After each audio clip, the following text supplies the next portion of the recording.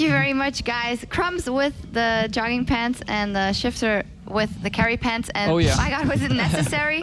He really stepped up for his team there, because in the beginning it was looking it was looking bad for Dignitas once again. Right, so we obviously talked about how good the comp was from Aces High here, as long as they hit their power spike, which basically is around 20 minutes. You have Trinity Force completed, you have Magic Pen boots for your Corki, again you have your Last Whisper Brutalizer, hopefully on the Jace, and then you just group up, you start sieging down, you don't take any fights, and you just automatically win the game because they cannot hard engage onto you, and you have so much poke. What ended up happening was we had some filler items that delayed this whole power spike. We had the Hex Stringer coming in from Jace. I don't feel like you need a Hex Stringer when you have Barrier against a LeBlanc here. In this case, you just want to get your Brutalize, you want to get your Last Whisper as fast as possible. And at the same time, with the Corki pick, we had a pickaxe before you upgraded your boots. So they delayed it a lot, and once they actually had the power spike, they went into the jungle, took a fight, and gave 2 kills over to Shifter, who just got rolling. Yeah, I agree. I mean, Shifter was like pretty much the only reason who kept them in the game right now, and yeah, 1-on-5. Elo Hell, it's nothing new for this gentleman, right? Yeah, Shifter actually just joined us. He has been in that position before, but yeah, I agree with like all you said. I mean, the power spikes, not sieging properly, not using like their comp to their advantage when they should have just grouped up with Jace, Corki, siege down every single tower, make sure to get picks, and also the Dragon. I think a lot of teams do that mistake where if you have that composition with Jarvan and Lissandra, everyone just tries to stack at the Dragon pit when you should just play it more up to mid lane, you know, in the brushes, and then make those picks happen there. Like that's a rookie mistake, like not a rookie, even like LCS teams do that mistake a lot. They don't play up far enough into the mid lane so they can get picks, because if you start the Dragon, they just drop a ward down and all pressure's gone. But if you have like completely no vision in that area, if you face check one brush, you should die actually and get punished for it. And we didn't see that here in that series, or in this game specifically. But I actually have to say that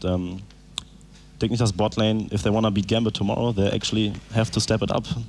Yeah, I think that Dignitas itself will agree with that. And we actually have Shifter joining us here as he was cheering off screen before that. Congratulations, you guys absolutely did it, and you definitely stepped up in that last game personally. But it must have raised a couple of question marks in you guys' team, because Game 2 and even Game 3, there were some big problems for you guys. Yeah, I mean, I think we're still a really new team. We're still getting used to our new Koreans, Gamsu and Core JJ. Obviously, there's still some language barrier issues, and I think that kind of showed in the game where, you know, just like random stuff happened. But you know, I think we'll play a lot better tomorrow. I think today there's just a lot of nerves, and I hope we'll shape up for tomorrow. Yeah, absolutely a lot of work to do there. And as you mentioned, it is the very first time, and we have said before, and Odie has said, well, this is the first big test. We really wanted to attend here and see how the communication was going. Generally, how was the atmosphere after a loss of that second game, which is also very important to see how the team atmosphere is after something like that? Actually, we were still pretty cheerful. Like just from the personalities, Gamsu and Core JJ, they're really like upbeat guys. They're not one to like, you know, flame people or anything like that. They're just like really positive guys, and I'm really glad they're on our team. What did you actually think about the pick and ban phase here in the last game? Because we were talking about Aces High having an absolutely fantastic combo here. What do you think? Did you guys win the pick and ban phase?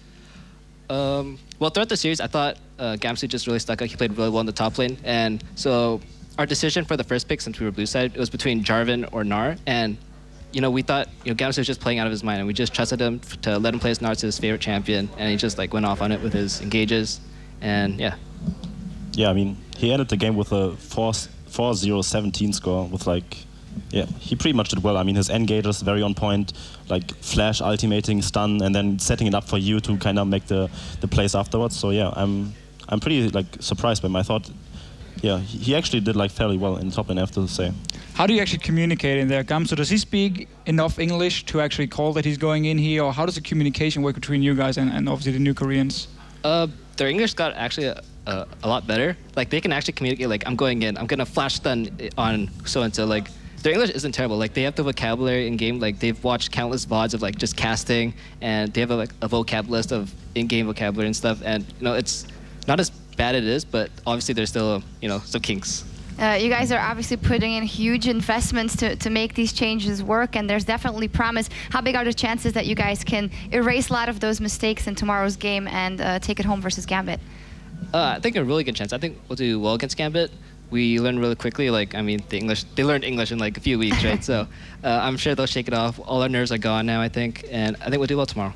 All right, well, that's going to be a fantastic matchup. Thank you very much for joining us, and we'll see that tomorrow, of course. Let's actually take a look at the bracket to see what we have got going on for you guys tomorrow. Let's bring that up on your screen. Well, as said, today we'll have Counterlogic Gaming taking on Roccat, and we'll have Team Dignitas taking on Gambit. Also remember that we'll be starting off the day with the EU expansion tournament and see who gets a spot in the LCS with H2K taking on Giants. That's it here from all of us here in the studio after day 2 of IEM Cologne, day 1 of IEM Cologne actually. 3 more days to go and the EU expansion tournament tomorrow. See you then.